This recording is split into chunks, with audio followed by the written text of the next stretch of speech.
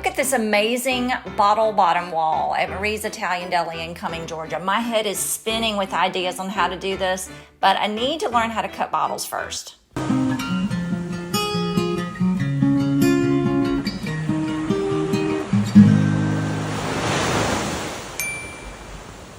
There are lots and lots of YouTube videos on this, and I've watched a lot of them. Some of them involve flammable liquids, but I am not a fan of setting things on fire unless I am toasting marshmallows. The most common way is to score the bottle with a glass cutter and then apply heat and cold that causes the bottle to crack along the score mark.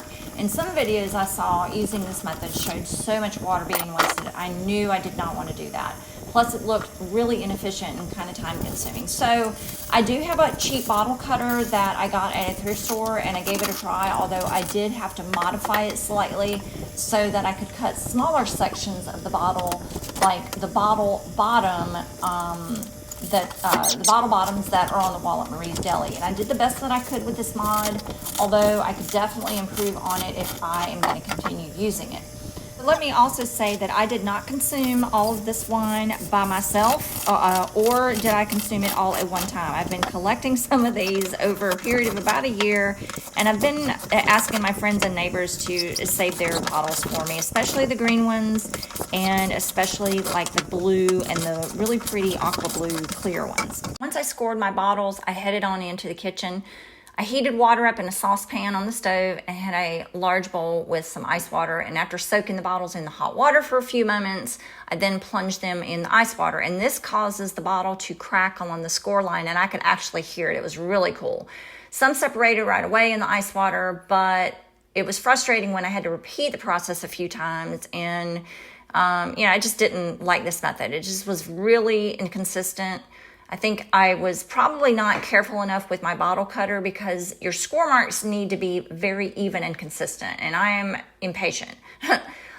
You have to be patient and careful when you use a glass cutter, and I just was not. So I did try also to make several score marks on some of the bottles so I could make glass rings, but these results were even more inconsistent. So I feel like I wasted more glass this way because I just was not getting even breaks, and I ruined more rings than I created. I was able to cut enough of the bottle bottoms for my intended project idea, and as I was laying out the bottoms for this project, and I will have a complete video coming in a few days, I thought about using the slices from the bottlenecks to fill in the smaller areas of the project footprint. So I did try scoring the necks with my cutter and using the hot cold water method, but I got zero results. Nada. Zilch. Nothing. So back to YouTube. There are loads and loads of videos on using wet saws and lots of wet saw models out there. And I do have access to a wet saw that is used for tile work, but it's buried somewhere in our storage shed, and I really just do not have the patience to go down that rabbit hole yet.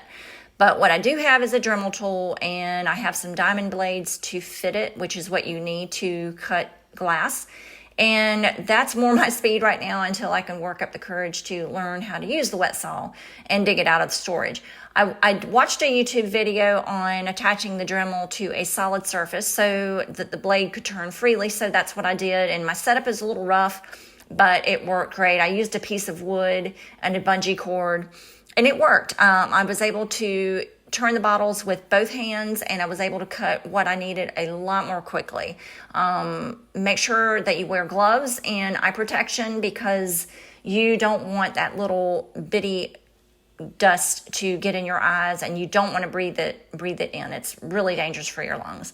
You also need water when cutting bottles this way, so I had a squirt bottle with water that I used to, just keep the blade cool and keep the bottle cool. And this was great in a pinch, but I am eventually going to dig out that wet saw and use it for my next bottle bottom project.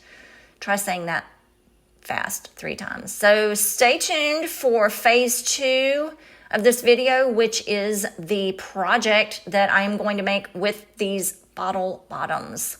Thanks for watching. Hope you learned something and maybe got a laugh out of it too. See ya. Bye.